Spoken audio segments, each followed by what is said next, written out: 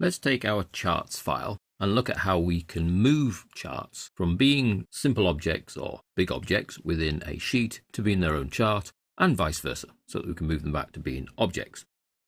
At the same time as moving them around, we're also going to have a look at the options of switching the row and column data, because that's very quick and can actually map what you're trying to do a lot better, perhaps. In the charts file, we have 3 sheets. In all 3 of those sheets, we have a chart. So all of them have charts that are sheet-based. Now, when you have a chart that's sheet-based, it is simply an object inside a rectangle and can be resized by grabbing any of the corner handles. Or, on the horizontal and vertical, there is also a handle that will allow you to resize the chart in that direction. So as long as you have the cursor changing into a double-headed arrow at the little nodule, then you can drag outwards or inwards from that node. So horizontally, it will stretch. Vertically, it will stretch. In the corner, it will go in both directions, because you can effectively drag inwards and upwards and outwards and downwards at the same time. And when you stop, that will be the new shape of the chart.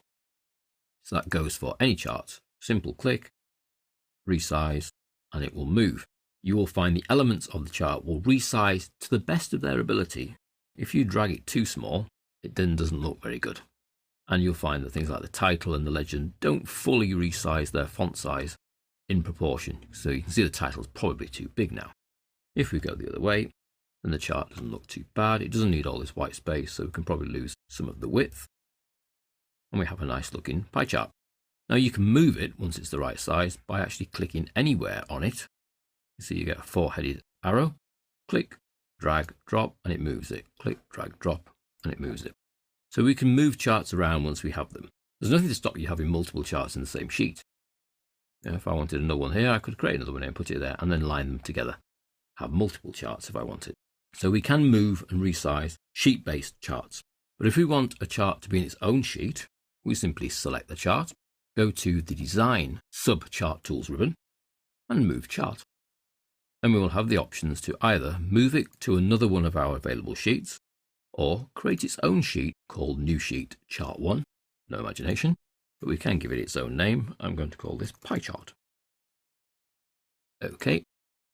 What you'll then find is you get a new sheet called whatever name you just called it to the left of the sheet you were in, and the sheet that contained the pie chart now no longer contains the pie chart. So it doesn't copy it into this new sheet, it physically moves it.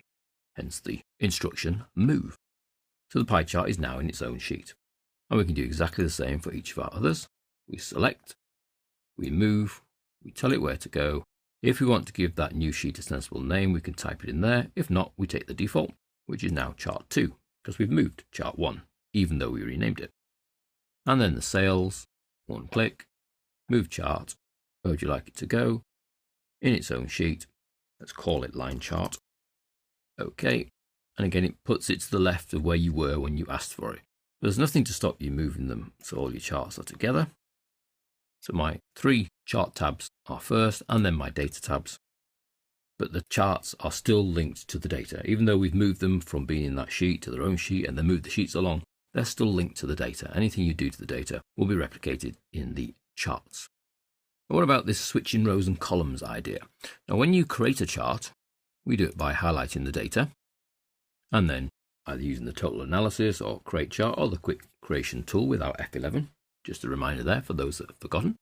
And it will map the data how it feels it should go. So we've taken this data and we've mapped it and we've created a chart. And it's put our items down the left, and these is classed as categories, and it's put the actual values across the bottom. Now if we go to Chart Tools Design, we can switch the row and column, and you'll see that now our categories happen to be the rows, which is west, east, south and north, and each of the little blocks represents an item we've sold. So the yellow blocks are helicopters, the dark blue blocks are caravans, the lighter blue blocks are speedboats. And you'll see then in the legend, it now has the labels for our items sold. So that's switch row column. Simple option. And it's worth trying just to see if your graph makes more sense or reads easier. Now in our other 2 types of graph, it might not work as well. If we try to switch row and column with our line chart, which maps our sales, you'll see it doesn't quite work because the other column of data is just numbers. and it doesn't quite map itself against a date. So we need to switch that back. So it doesn't always look good. Be aware of that. And in the pie chart, if we switch the row and column, you can see there it maps the north, which is a single value. Because if we look at the data here, the north is a single value. So if I try to map this side, I can only map one row, which is the north. Whereas if I go that way, I can map all of those as a percentage of a whole. So again, the pie chart doesn't quite work switching. Design, switch row column, and it goes back to total sold, split up into my 4 regions. The only one that really worked well was the bar chart, which switched down fantastically and did sort of make sense. Yeah, that looks good. Now what you could do is actually copy this chart, by the same way that you copy other sheets. Just drag with the control key. The name byte sold already exists. Click yes to use that version of the name. It's going to do that for all of my items because it's used name ranges here. That's fine. And then in this copy, we go to design, switch row column, and that's now mapped by west, east, south, and north. But the original stays graphed by caravans, horses, speedboats, etc. So then you have 2 charts based on the same data, but just looking at things from a slightly different angle, all done by just switching the row and column. So don't always take the row and columns of the category in the series that Excel assumes, switch them around and see if that makes a difference or makes the data more presentable or makes it more easy to understand.